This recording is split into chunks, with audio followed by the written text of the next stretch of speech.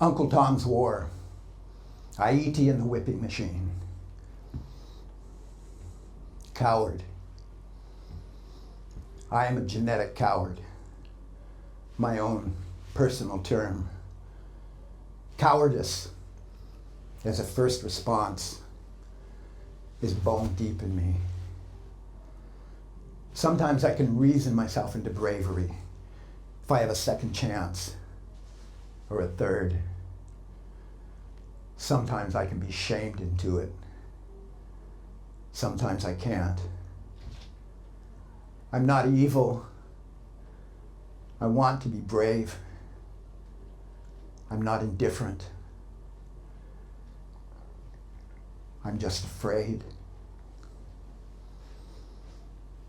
Uncle Tom was no coward. He died proud, standing tall, refusing to bow. Staring into the master's eyes, he said, "No, I will not betray my sisters. I will not betray my God. Jesus taught me to turn the other cheek.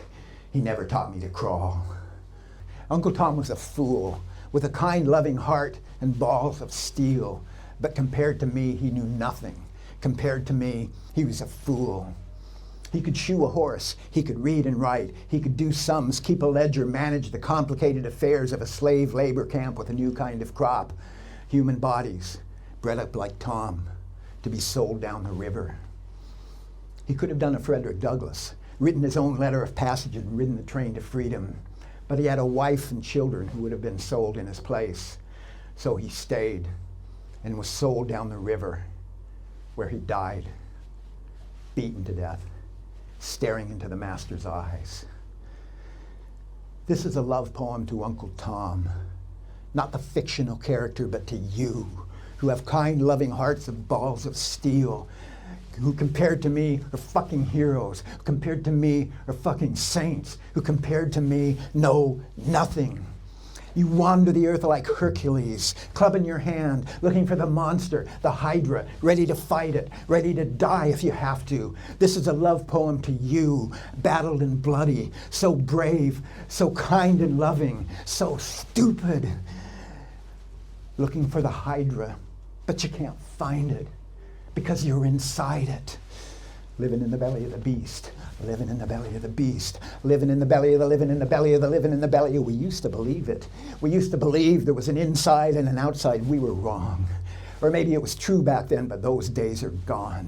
There is no outside. The beast has chewed up the planet and swallowed it down.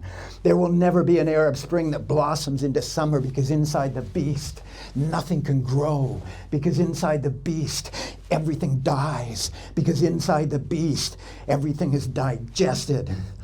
The profit motive is more than just a bad idea.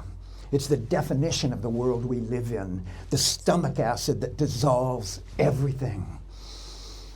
You build such wonders. Pyramids of the soul, cathedrals of the heart, skyscrapers of steel forged in the battle for a better world.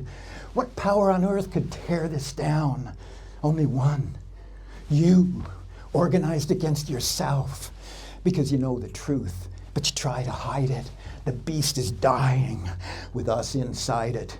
So you dream, you vote, you march, you strike, you organize unions, fight for inclusion, equality, national liberation. You fight to survive, you must. But it's never enough, not an answer, not a solution. Disaster is coming. Not a setback, not a massacre, annihilation. There is no freedom train to a promised land because there is no outside. There is only the beast. And you can't teach it, you can't tame it, you can't train it. This is your life. This is your doom. There is only one way to escape it. The beast must die. And it won't go quietly. Either the beast will kill us or we will kill the beast. You know this, but you pretend. You break my heart. In the face of death, you rise up. Love like a river, courage like an ocean tide. I die of shame again and again, sitting at my desk while you fight on fearlessly, but hopelessly, because you pretend, because you're afraid to see what you know is there. You are cowards on a whole different cosmic scale from what I am. When the rain beats down and the worms crawl out and wriggle on the pavement, that's me on the inside. Creepy, slimy, but I have an honest mind. So what should I do? Be silent out of shame when I know the truth? You are fools. Haiti. Now that was a revolution. When they told us about it in school, I imagined it was an overnight affair. Suddenly the slaves rise up and slaughter the masters. Good riddance to bad trash. But it wasn't like that, no. It was 12 long years of bloody civil war. Haiti. In all the Americas, from the Boston Tea Party to Simon Bolivar, you were something different, something more beyond independence, revolution, made by slaves to end slavery. And you won. They will never forgive you for this. They will never forgive you for being free. And we will never forget what they did to you, what they're doing to you now, what they're doing to the entire planet. Haiti, you are the perfect storm, the explosive combination of high mountains and wide plains, fresh running rivers and tropical rain, trade winds and ocean currents. You are the internet of the colonial world, sailors and slaves sweating on the docks, the music of many languages. The sun beats down, the ships come and go, and the word sails out across the ocean. Liverpool, Manchester, the kingdoms of Africa, the French Revolution, Cap Francais. You are the tip of the triangle, the first port of call for the slave trade, the pearl of great price that the monsters fought to own. The richest colony the world had ever known, back in the days when sugar was spun into liquid gold. Why is sugar so sweet? Maybe it's the blood that makes it so. The cane stalks that cut you like knives, the stripping machines that tear off limbs, the vats of boiling syrup, the fumes that kill you at a distance, the whips and machetes that do it up close. Maybe it's the blood-soaked soil. Maybe it's the ghost-haunted wind, the silent howls of the island's first people who greeted Columbus with festivals and were paid back with annihilation. Haiti, you were the voice of Africa singing to the wind ghosts. You were the stolen seeds carried away on slave ships, rooted in Africa, but rising up in the New World. 7 short years. They consumed you so quickly. Cheaper to work you to death and bring in fresh. So that's what they did. And that was their mistake. Too many Africans, too many warriors trained in battle. What if you were born enslaved? You still have freedom in your bones. Maybe you lack the skills of battle, lack a vision of what could be, kept in ignorance, killed if you learned to read. But maybe you hear stories in the market. You hear about kingdoms across the ocean and imagine. What if you grew up in a powerful kingdom? What if you fought in a war, were captured and sold as a slave? What if you were strong enough to survive the Middle Passage and then you were sold into the cane field and the sugar refinery? 7 years is a long, long time to be dying day by day. Maybe it's time enough to plan an insurrection. Maybe it's time enough to start a war. When I was a young revolutionary, I read a quote from Mao Zedong. A revolution is not a dinner party, or writing an essay, or painting a picture, or doing embroidery. It cannot be so refined, so leisurely and genteel, so temperate, courteous, kind, restrained, and magnanimous. A revolution is an insurrection, an act of violence by which one class overthrows another. Mao said it, I read it, and I understood it. But I didn't get it. Buried deep in my imagination was a vision of us, the revolutionaries, arm in arm with the masses in their hundreds of millions, marching on the capitalist class and their pitiful lackeys. Easy to laugh at this now. Back then, revolution was on the rise. Now it's fascism. Now we can see and feel in our gut the terrible threat. But that's what makes the sugar sweet. Not the pain and the suffering, but the possibility of deliverance. We are blessed and cursed by necessity. We can make a new world. We must. The old one is dying. 1492. Haiti, the Taino people called it. Then Christopher Columbus lands on the island, claims it for Spain, and christens it La Española. 1 year later, he comes back with sugarcane, soldiers, and attack dogs.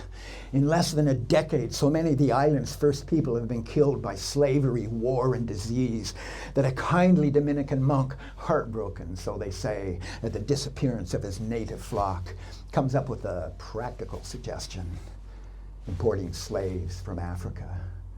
Maybe they would live a bit longer. If not, there was an abundance of replacements. 1502, the first African slaves are brought in from Spain. 1517, the first shipment direct from Africa. 4 years later, the first of many slave rebellions. Over the next 3 centuries, all across the Caribbean, the Spanish, the French, the English, the Portuguese, the Dutch are scuttling around like cockroaches on a dark night. Slave traders, coffee and rum, sugar and gold, pirates and warships. Long before cotton was ever king, Africans were dying to make Europeans rich. 1697, La Española, by now renamed Hispaniola, is divided in 2. The Spanish keep the eastern side and call it Santo Domingo. They use it mainly as a seaport for stolen silver and gold. The French take the western side and call it Saint-Domingue. It's perfect for sugarcane. Haiti, Saint-Domingue. In its heyday, there were 40,000 white, 30,000 free people of color, and 500,000 enslaved. 2/3 born in Africa, 40,000 fresh off the boat each year. Meanwhile, up in the mountains, who knows how many maroons, runaway slaves, and outlaw communities. A threat and a danger, and also a safety valve, an outlet for troublemakers. But the more sugarcane planted, the more forests cut down, the further up into the mountains the maroons are driven. Macandal is the last of the island's great maroon leaders. Macandal of the golden tongue. Macandal, the poisoner, the one-armed sorcerer. Stolen from Africa, some say from the Atlas Mountains, some say from further south. They say he knew the Quran, that he recited it when they tortured him, and he knew about poisons. Poison is the weapon of a coward, so all the powerful say. Why don't you stand and fight us, woman to man, machete to gun, spear to tank, stick and stone to missile and drone? Macandal said, no. We will fight you with spears and machetes and sharpened hoes, with guns when we can steal them, with tactics we learned in Africa, and with our knowledge of the land, its plants and animals, its healing properties and its killing properties. We will burn your cane fields and refineries, and when you are safe asleep, we will burn you in your beds, and when you sit down to eat, you will fear a painful death in every mouthful. Macandal united the Maroons. They came down out of the mountains at night. They built up a network of spies and poisoners. Thousands of slave owners and their families died. But after 6 years of guerrilla war, Macandal is captured. They burn him at the stake in the center of Cap Français. According to the official record, the knots were tied badly. He broke free, leapt from the flames, and almost escaped. They say he said before he died, I will come back as a mosquito. 17 years later in North America, the midnight ride of Paul Revere, Lexington and Concord, the Minutemen fire, the shots heard round the world. War, Britain against the 13 colonies. 1776, Declaration of Independence. 1778, France comes in on the side of the colonies. 1779, the Siege of Savannah, one of the bloodiest of the war. Saint-Domingue sends a regiment to join in the fight. White French officers, free people of color, and a platoon of slaves. Trained in the art of modern war, they fight bravely. They learn useful skills. 10 years later in Paris, France, 1789, the storming of the Bastille, the French Revolution kicks off. The prison governor calls in Swiss grenadiers. They fire into the crowd. Nearly 100 are killed, but nothing stops them. They overrun the troops, open the prison doors, set free the prisoners, seize the guns and gunpowder, drag the governor and the mayor to the center of the city, cut off their heads, and mount them on pitchforks. 1776 was a lick and a promise. The French Revolution was the real deal. It made the modern world. France was the richest, most powerful nation in mainland Europe, but it was more than a nation. It was an empire. A nation is like an insect, a nasty little bug that can bite you. An empire is a spider web. At the center is a spider. Caught in the web are other peoples, nations, the living food. In nature, the food dies a fairly quick death. The spider must keep trapping flies. In an empire, the flies live longer. Sometimes they die. Sometimes they get stronger.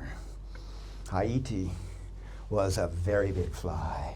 Mackandal said he would come back as a mosquito. Haiti was a big, buzzing, hungry mosquito.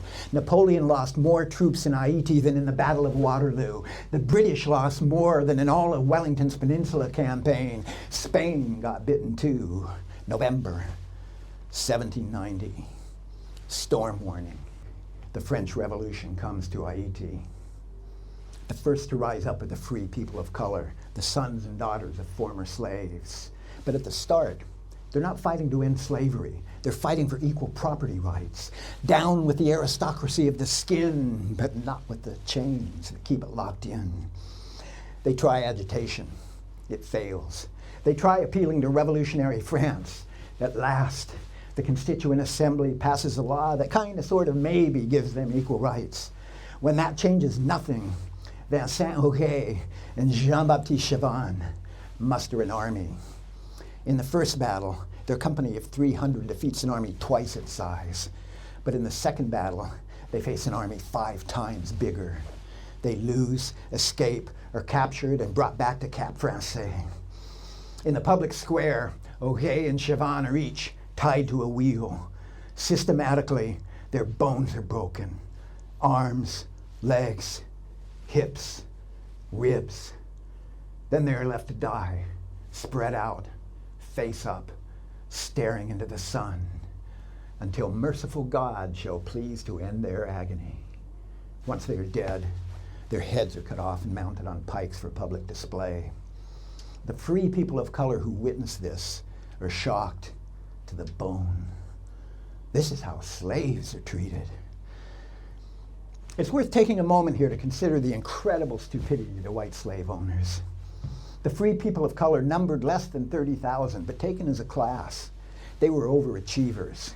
They were the Catholic version of the Protestant ethic. They worked hard, saved, and built up capital. The laws of the day allowed them to own slaves and land, but not the best land. So some of them bought what they could in the foothills of the mountains and built up a monopoly of coffee plantations. Many had military training. Augué had served in the Paris militia. Chavannes had fought in the Battle of Savannah. The free people of color could have been formidable allies. Instead, the white slave owners turned them into enemies and gave the revolution some of its greatest leaders. How could they be so stupid? But there was a logic to it. The white slave owners, the big whites, were a minority within a minority. They were rich, powerful, and backed up by the French imperial war machine. But the little whites, les petits blancs, had the numbers.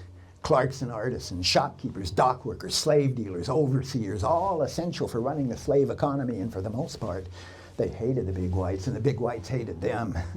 What did they have in common? White skin. August 1791. Insurrection. Exactly where and when it was planned is shrouded in mystery. There was the report of a coachman's meeting that drew in delegates from most of the northern plain. And famously, the story of the Vodou ceremony up in the mountains, in the Bois Caiman, the alligator-rid forest. The story of how Africa came to the revolution, of how a woman, Cecilia Fatiman, presided over the Union, of how she anointed Dutty Boukman and his lieutenants, of how they all took a blood oath to drive out the enslavers. Days later, 21 August 1791, the northern plain caught fire. Cap Français was besieged, surrounded by a wall of flame. The horizon glowed, smoke blotted out the sun, and by the time it had cleared, the slave army of the northern plain had grown to 100,000 strong. This was the beginning of a 12-year civil war. The fighting was bloody and cruel. The cost in human life was horrific. The French had the military advantage, superior technology, superior training, centuries-long practice in using modern weapons, centuries-long practice in the art of scientific cruelty. The slave army of the Northern Plain had the numbers, and Africa, and the mosquito, and nothing to lose but their chains. From the north to the west and the south, the revolution spread out. It united maroons, free people of color, and the enslaved of every description. Mackandal buzzing above the battlefield with an army of mosquitoes. There was a rhythm to the war. In the dry season, retreat into the mountains, fight to survive, win if you can, and when the rains come back, counterattack, fever riding at your side. They fought the English, the French, and the Spanish, played them off against each other, became a powerful ally of the French Revolution, and then an implacable enemy when they were betrayed by it. Over 12 long years of war, the slave army of the Northern Plains transformed into an army of liberation, the heart of a heartless world. Across Europe, the new spider class was devouring the old. Kings and lords were losing their power and often their heads. The money men were taking over. Say hello to the new boss. Not the same as the old boss, but still a fucking boss. Inside France, the peasants were rising up, killing landlords, burning property deeds. The city streets were alive with rebellion. Heads were rolling, ideas exploding. There was no blueprint for how to do this. They were learning mistake by terrible mistake, but they were on fire. And when the revolution was attacked, they were ready to fight and die for it. The French Revolution invented a new kind of weapon, the citizen army. It grew as it marched across Europe because it was fighting for an ideal, liberty, equality, fraternity, the universal rights of man and of the citizen. But it was a weaponized ideal. This was an army divided against itself. If human rights are truly universal, why do they come nation by nation? Why do they come in different grades? Why do they come in different shades? Napoleon was the revolution on horseback, so he claimed, but it was a bourgeois revolution. By then, the money men were in power. There had been a time when things almost got out of control. The guillotine was working full bore, but so were the bakeries and the printing presses. There was debate in the streets. And the wretched of the earth, the children of hunger, testified at the National Convention. One of those to speak, a former slave, a newly admitted deputy from Saint-Domingue, gave a fiery speech. He told them about the suffering of the enslaved. He told them about the courage of the revolutionaries. And then he demanded the total abolition of slavery. The assembly rose in acclamation. The following law was enacted. The National Convention declares slavery abolished in all the colonies. It declares that all men domiciled in the colonies, without distinction of color, are French citizens and enjoy all the rights guaranteed under the Constitution. This was a world historic event. If you look at the European Enlightenment as it bubbled up out of the Middle Ages and blossomed into the French Revolution, you can find a smattering of attacks on slavery, but there was an avalanche of support and a mountain of blind indifference. Slavery was normal. The revolution in Haiti shattered this on the battlefield, and the street people of Paris joined in solidarity. Internationalism, the communist ideal, was not simply a product of the Enlightenment. It was a child of the collision between Europe and Africa, between the ideals of the Enlightenment and the ugly reality it was based on. When the French Revolution abolished slavery, it took the side of the colonies against the empire. It was the dawn of a new age of enlightenment, where every revolution is a part of the world revolution, or else it is a betrayal. The counterattack was furious. The Marseille sugar and slave merchants went apoplectic. So did most of the rest of the merchant class. The entire French economy was greased by sugar. From Saint-Domingue, from sugarcane, from slave labor. Who the fuck was gonna cut the cane? The Haitian people had won their freedom in a bloody war, but in a few years, they would have to do it again.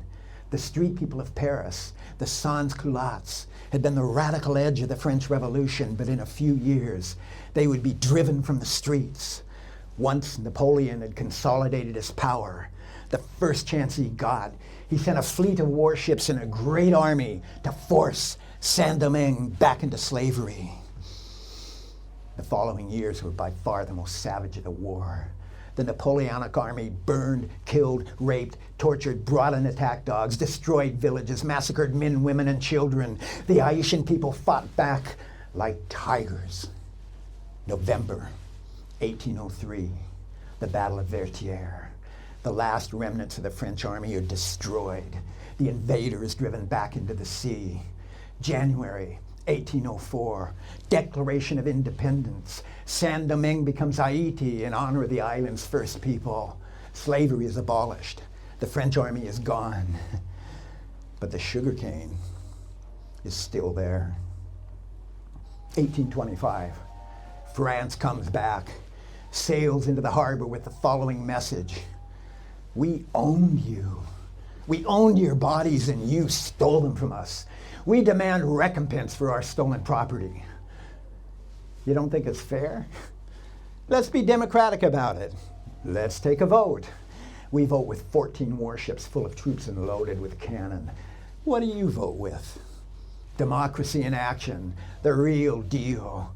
The French army stays out, but the French banks take over. Then the Yankee banks, then the Marines invade, then the rest of the U.S. Army. Bambi Meets Godzilla is the title of a short cartoon loaded with deep Zen wisdom. In a beautiful sylvan scene, while the film credits roll, Bambi is eating grass. Sweet, pastoral music. Then the movie starts. Splat! Bambi is flattened under Godzilla's big toe. Now, supposing instead of just hanging out munching on grass, Bambi had started doing push-ups, then lifting weights, really going to town, pumping iron, cardio, yoga, karate, kung fu, and taekwondo, the end result would still be the same. Because Godzilla is a really big monster. And it's a really big foot with a really big toe. Sugar is Godzilla. Sugar is a curse. Sugar is an invader. Sugar is a shapeshifter. Sugar becomes cotton, becomes rubber and ivory, becomes oil and coltan, tungsten, tin. But that's a lie. It looks like sugar, but it's not. It looks like cotton, rubber, and ivory. It's not. It's money. Money is the juice sucked out of the earth, sucked out of us all. It feeds the beast. The Spanish came to the Americas looking for gold. They found it, they killed for it, they built an empire with it. But the gold ran out. Sugarcane grows back again and again. And also, you begin to appreciate something else. Maybe the most important commodity is not the thing in itself, but the human bodies you buy and sell to produce it. Sooner or later, even the soil wears out. People go on forever. So far. Cotton brought an army with it. Not only slave labor in the colonies, but wage slavery in the dark satanic mills. Compared to sugarcane, which was kind of exotic, you could find cotton growing all over the planet. It was a truly democratic weed. So it took a lot of gunpowder to create a monopoly. The British Empire built the factories of Manchester, gunshell by gunshell, from the Nile Delta to the Bay of Bengal. Then the Yanks took over. Sod's Law. Because he got his ass kicked by the Haitian Revolution, Napoleon sold off its claim to the Louisiana Territory, just about doubled the size of the U.S. claim. And so began the next evil chapter of a coast-to-coast genocide, a whole new lease on life for slavery, and a big fat kickstart for northern manufacture. 1808, in the United States. Importing slaves is made illegal, so a new industry is invented. Scientific slave breeding. Give them enough food to live a little bit longer and make a lot more babies. And as the cost of a slave goes up, you need to get the most out of your investment. So you learn to be a lot more scientific about everything. At the end of the famous folk song, John Henry dies on the railroad track, swinging his hammer. But in the cotton fields, John Henry kept up with the machine. Day after day, year after year. The human body is a talking tool, constantly improved through careful observation, systematic record keeping for each individual slave, and the scientific use of torture. All the creativity and ingenuity that went into the steam engine and the spinning jenny are directed at the human body, how to breed it, how to work it most efficiently. Half a century later, up in the north, building the auto assembly lines, trying to figure out how fast they could go, how to get the most out of a human body, they would go back and look at the slave records. January 1811, Haiti comes to North America again. This time it's the German coast, the western bank of the Mississippi just above New Orleans, the swampy southern end of Louisiana Purchase, perfect for sugarcane, and a natural destination for refugees from the Haitian Revolution.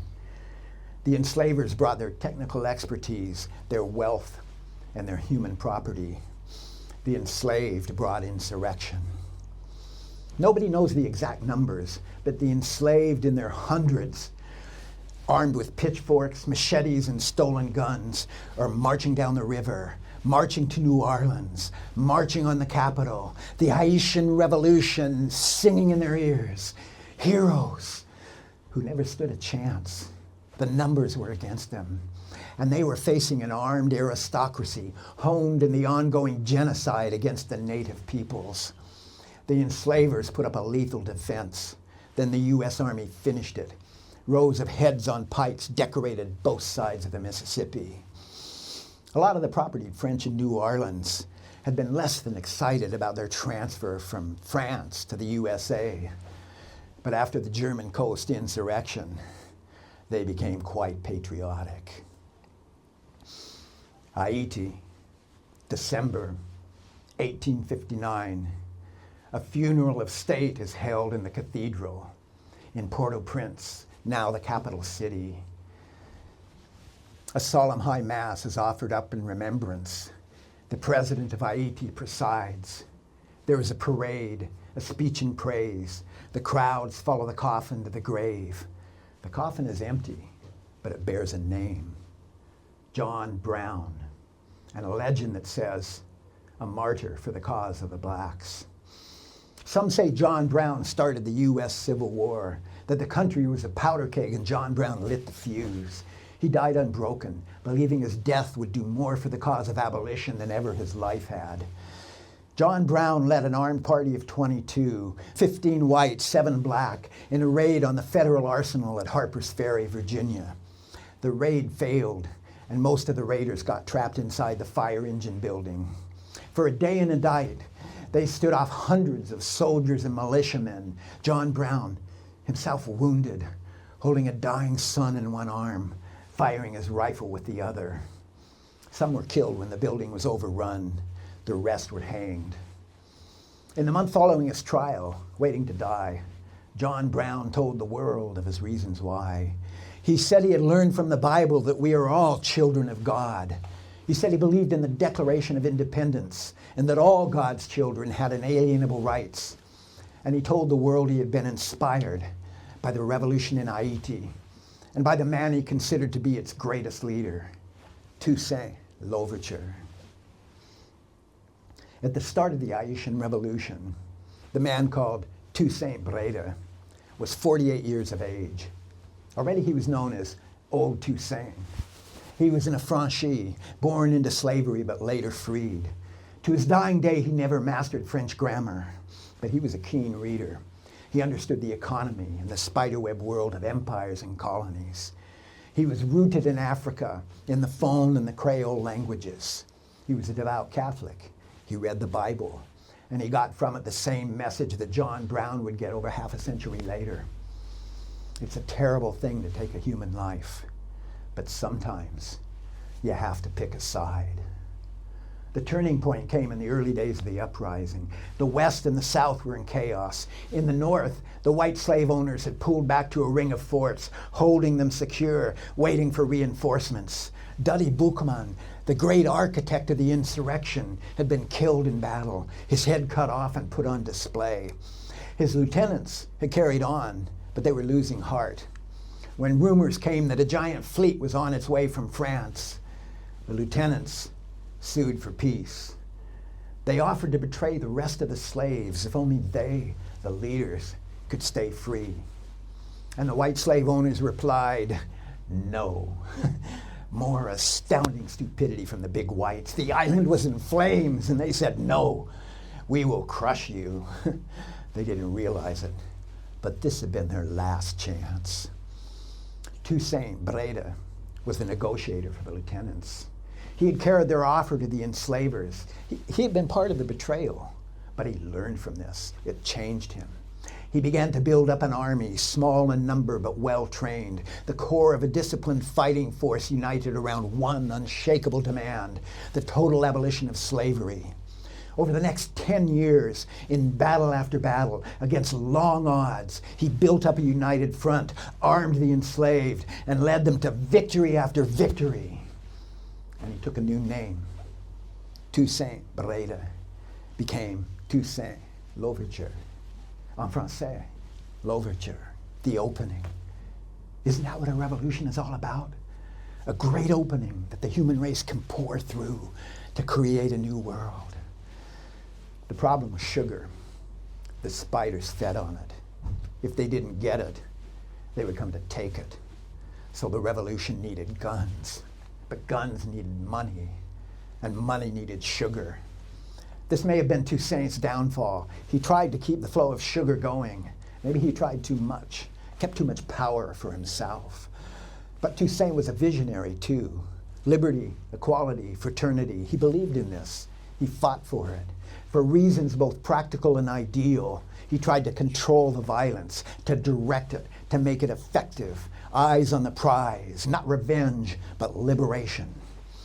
When Toussaint was betrayed, arrested, and taken back to France to die in a dungeon, Dessalines, the tiger, took over. Jean-Jacques Dessalines was a war machine, the most feared of all Toussaint's generals. The Haitian people had been betrayed. They had fought for freedom, fought as allies of the French Revolution, but the revolution had been defeated. Now France was coming to re-enslave them, coming to unleash hell on the island. And Dessalines, the tiger, was ready to meet them with power and rage and a military genius that rivaled Toussaint's. He led the coalition that defeated the French army, won independence, and put an end to slavery in Haiti once and for all. But after the war, as head of the new government, he presided over a massacre of French civilians, men, women, and children, thousands killed in revenge. Not a patch on the number of Africans killed, nor on the savagery of the white slave owners, nor on the brutal efficiency of the French imperial war machine, but still a betrayal and a tragedy. The first government of independent Haiti, the child of a great revolution, began with a war crime.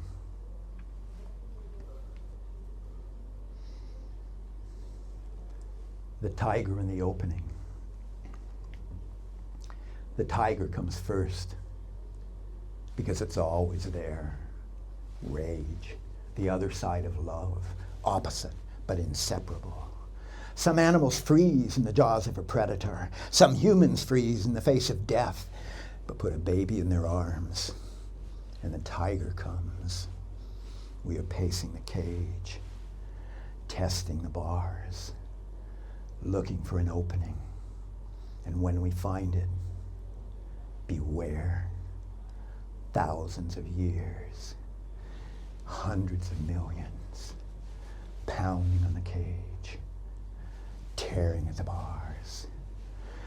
Haiti, you were the tiger in the opening, the explosion, the unthinkable, the unimaginable. You made it real, you made it happen. You built an army, created leaders, and you fought the monster, the Hydra, the spiderweb thread, Godzilla, and you won. But the war goes on. And every victory, every revolution is devoured, is chewed up and swallowed down because the tiger alone is not enough. The tiger alone is a fool. The tiger defends her cubs, defends her family, her tribe, her nation, her sex, her race. Tiger love always comes with a tiger enemy.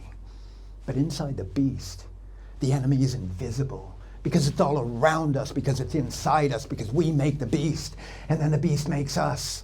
It's embedded in our laws and institutions. It's embedded in our habits and ways of thinking, in the way we make food, in the way we make love.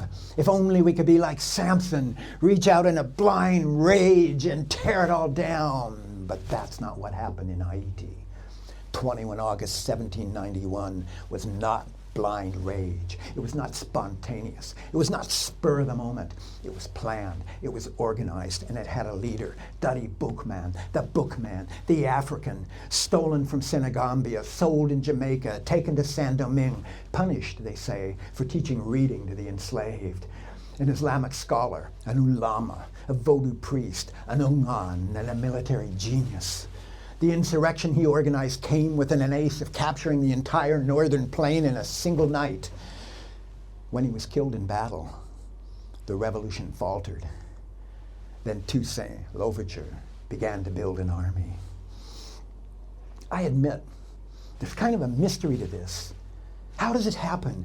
Just in the nick of time, someone appears on the horizon, waving a spear with an army behind them. It can look like magic, until you consider all the times it didn't happen. All the revolutions burned into ashes because of greed or ego, or maybe with a great and true spirit, but they just couldn't see clear enough or far enough. We know so little about this amazing revolution, about the heroic people who drove it forward, about the leaders who rose up from the ranks. The records are all written in the language of the oppressor, mostly by the oppressor. The oral tradition is filtered through hundreds of years of retellings. But this much we know. Haiti was a complicated situation. You had the big whites, the little whites, the French army fighting for slavery, then against it, then for it again. You had the enslaved, fresh off the boat, second, third, and more generations. The affranchis, those who had just become free. The free people of color. Some of them slave owners. Some of them leaders in the fight for liberation. You had the Spanish on the other half of the island. The British who ruled the surrounding ocean. And all this took place in the middle of a global conflict. The French and the British empires spinning their spiderweb threads, reaching out across the planet. War in Europe, war in the colonies, and revolution on both sides of the Atlantic. This much we know. Haiti was only an island. Half an island. The smaller half. And it was thousands of miles from the nearest big power. But it convulsed the web of the world. It shamed the American Revolution. It picked up the French Revolution, shook it by the scruff of the neck and said, listen, open your eyes. We are the human race. You were just a tiny part of it. Join us. This much we know. Haiti won a great victory. And then it was crushed down through the centuries. The spiderweb world wrapping around it, absorbing it, digesting it. Size matters. The bigger the nation, the harder it is to eat. But we are all inside the belly of the beast. How do you kill Godzilla? What does it take? First, the tiger.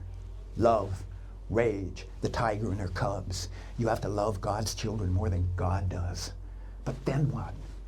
Money rules the world, an alien, an algorithm, not even a ghost, an equation. And when the money market twitches, the algorithm shivers, the spiders come out to play. And you gotta fight them. You gotta fight the spiders. If you don't, they're gonna eat you. But that's not enough, because in nature, the spider spins the web. But in a spiderweb world, the web spits out spiders. And it always will, until you kill it. How do you kill Godzilla? Science. It's how we get things done. Hard work. You got to learn facts and figures, weights and measures, do things and pay attention, keep careful records. It's a way of thinking, a way of exploring the world, a way of breaking through illusion, of making the invisible visible. We don't just see with our eyes. We see with our entire bodies what we do to the world, what the world does back to us. We learn from our mistakes, and then we do things differently, and then we learn from our mistakes, and then it goes on. It builds. It's not infallible. Mistakes get codified, have to be unraveled. We go back and forth between building ideas and tearing them down, but over time, it adds up. Knowledge grows. The problem is, so does the monster. The web gets wider. The threads get thicker. How do you kill Godzilla when it keeps on getting bigger? You got to get smarter, quicker. You got to learn from experience, scientific experiment. That's what a revolution is. We learn, we get smarter, we get more dangerous. We have to fight for this. We have to fight for food, clothing, shelter, breathable air, drinkable water. Why wouldn't we have to fight for knowledge too? Not just to get it, but to keep it.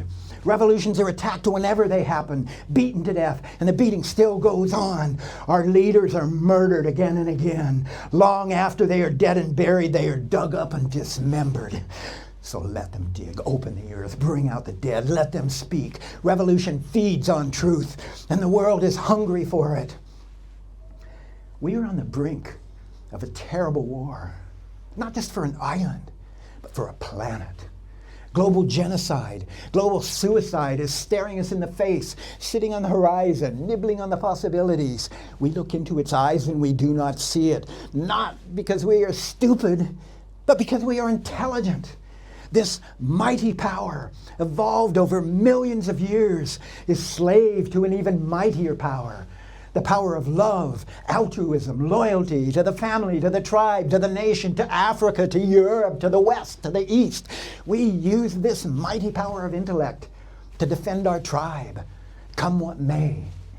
Reasoned debate is not simply an exercise in logic.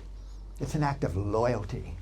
To give in to reason when the facts are against us would be an act of betrayal. Science is an act of betrayal. No matter how much we love, no matter who, we put that aside and follow the evidence. This victory of logic over love can lead to terrible crimes, or it can lead to liberation, to a wider, deeper, truer kind of love.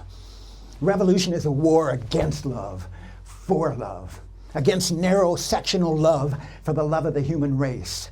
Revolution can never be spontaneous. It can start that way. People rise up against injustice. We always will. We do this to survive, but we are prisoners in our own minds. Thousands of years of class rule, millions of years of evolution must be struggled with and transformed. Revolution is not just about power.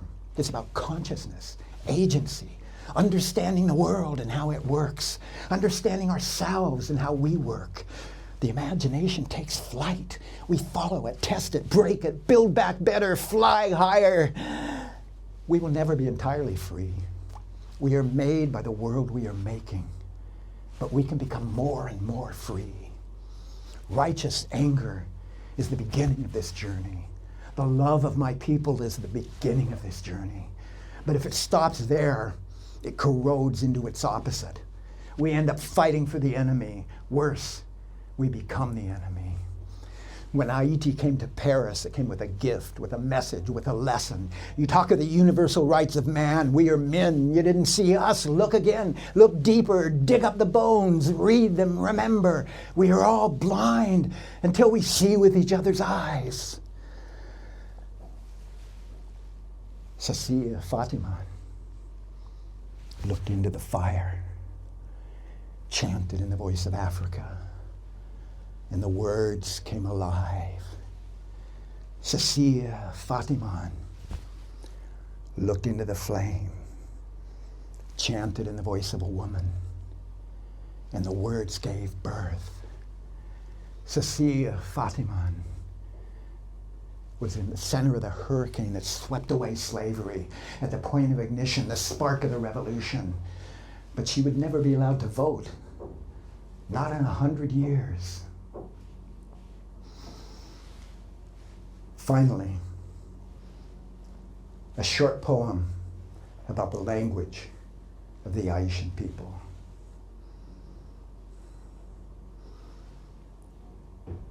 Creole queen, mistress of many languages, many ways of thinking, a miracle of possibilities.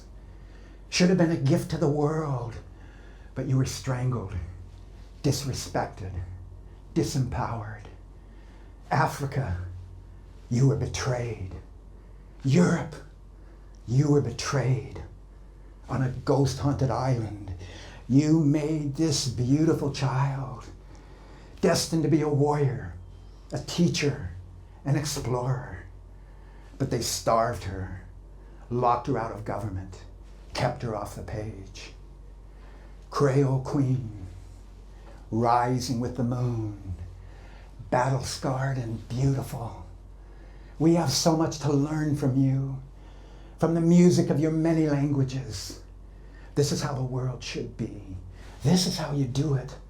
Not pea soup, but a wild garden, reaching for the sunlight. Thank you.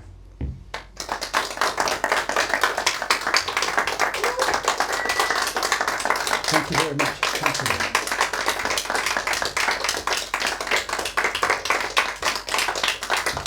Thank you.